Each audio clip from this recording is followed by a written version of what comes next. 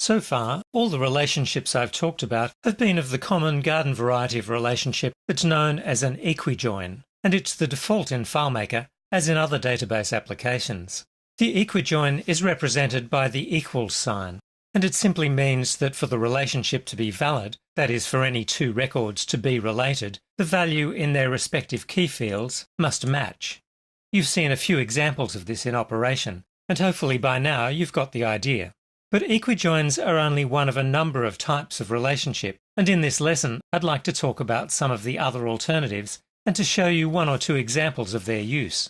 When you're configuring a relationship in the Edit Relationship dialog, tucked away between the panels that list the fields in the two tables that the relationship is to join is a pull-down menu of operators. As I mentioned, whenever you create a relationship, the equals operator is selected by default. But you can pay a visit to the Edit Relationship dialog at any time to select from any of the 6 other available relationship operators, if they better suit what you need the relationship to do. Let me briefly explain what each of these symbols represents and how a relationship that uses each of them will behave.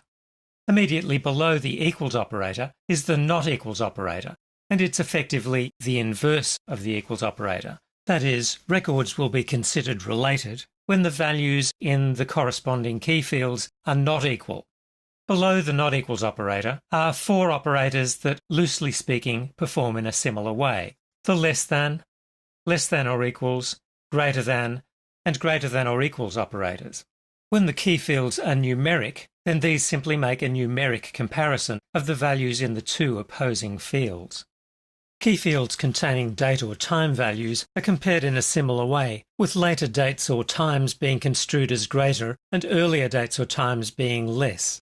For key fields that are formatted to hold text, however, the comparison is made according to alphabetic, or if you will, alphanumeric ranking, so that a text value that would sort later than another is deemed greater, while one that would sort before another is treated as less.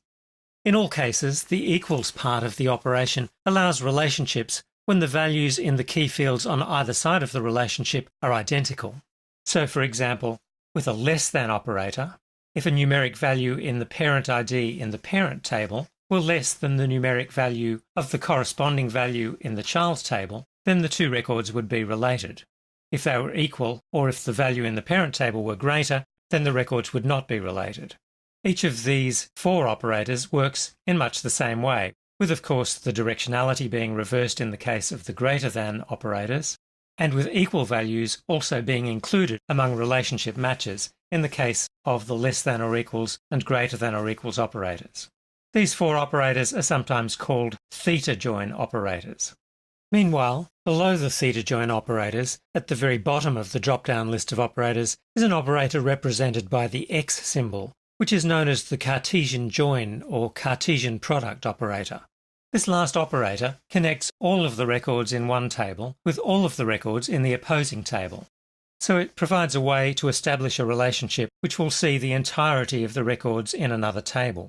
Let's consider a couple of examples of the use of these alternate kinds of operators. Supposing that you'd like to set up a special portal as a way for the user to navigate between records in the current table.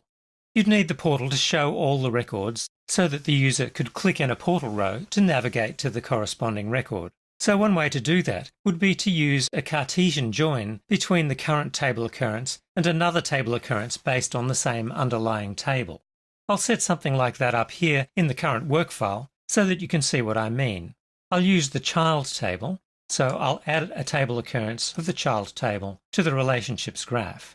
I'm going to change the name to child_all as an indicator that this is a relationship through which we will see all the child records. First of all, I'll drag a link between the child ID fields to set up the relationship, and now I'll double-click on the join symbol to bring up the Edit Relationship dialog. Then I'll select the Cartesian join operator and click Change, and you'll see that in the middle panel of the Edit Relationship dialog, the operator has now been updated to indicate that all records will be connected across this relationship. Now I'll click OK, and you'll see that the relationship line has been updated to indicate the new predicate condition that I've just selected for this new relationship. While I'm at it, I'll apply a colour to the second occurrence of the child table as a reminder that they both point to the same underlying data table. Now, I'll move the fields on the layout over to the left, and I'll insert a portal on the layout. In this case, the portal will show all records from the child all table occurrence. I'll allow inclusion of a vertical scroll bar and alternate fill for the rows, and I'll ask that the portal show 7 rows. For our purposes here, I only need to show one field in the portal, and I'll choose the text field, which currently holds a name associated with an individual on each record. And when I click OK, the portal appears like so.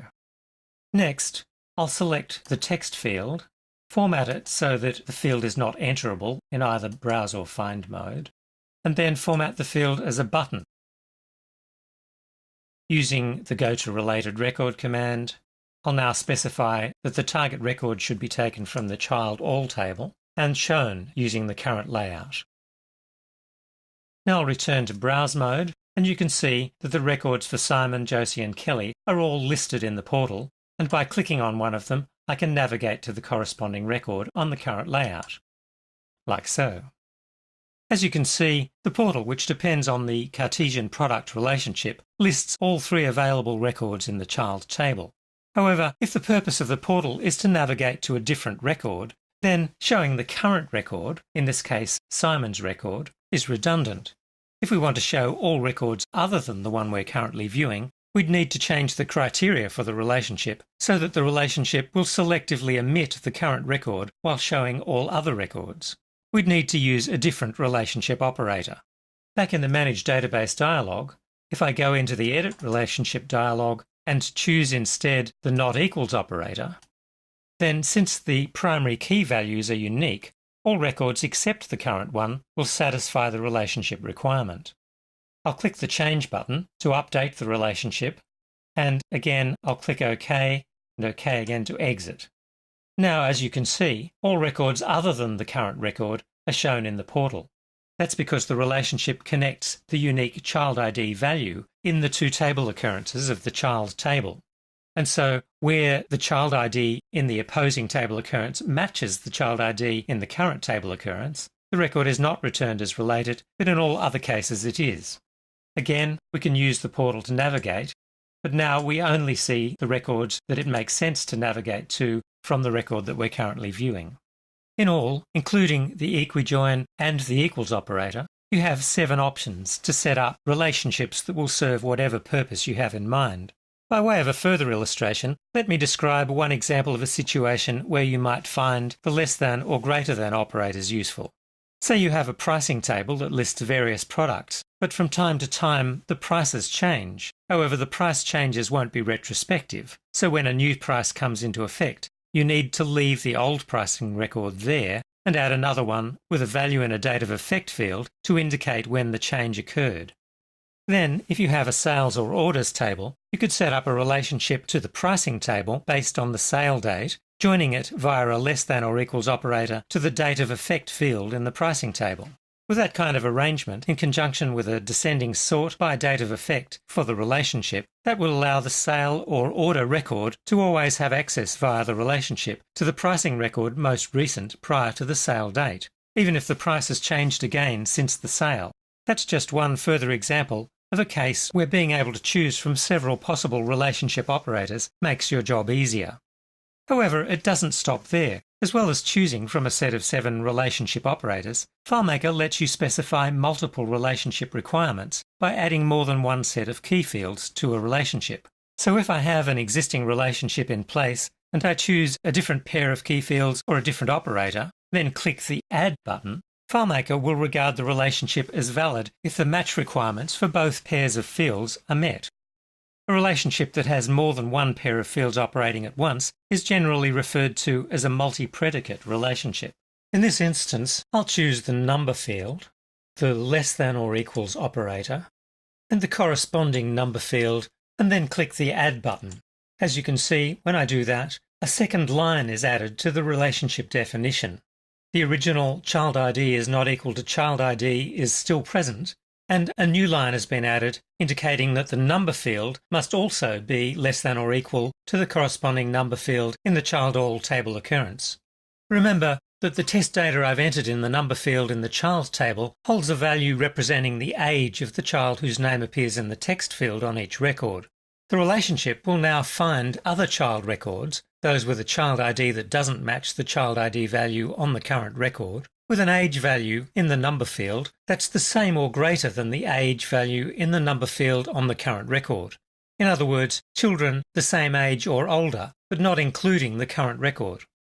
Let's now look at the result of this change in the relationship configuration. Back in browse mode, you can see that the record for Simon shows both Josie and Kelly in the portal, and of course Josie and Kelly are older than Simon. However, the record for Josie shows only Kelly in the portal, and the record for Kelly shows no other records in the portal. And that's of course because Kelly is shown as being 32, the oldest person listed in the child table, and there are no records other than Kelly's with an age value in the number field equal to or greater than 32. So in this case, the multi-predicate relationship is in effect, and both sets of match criteria are being applied simultaneously to determine which related records appear in the portal on each record. Thus, the ability to choose an operator that will cause relationship match behaviour to work differently, returning different results, and also to stack up multiple relationship predicates to further refine relationship behaviour gives you a lot of scope to control the way different relationships will work, and to tailor a relationship to give you the specific results you're looking for in a given case.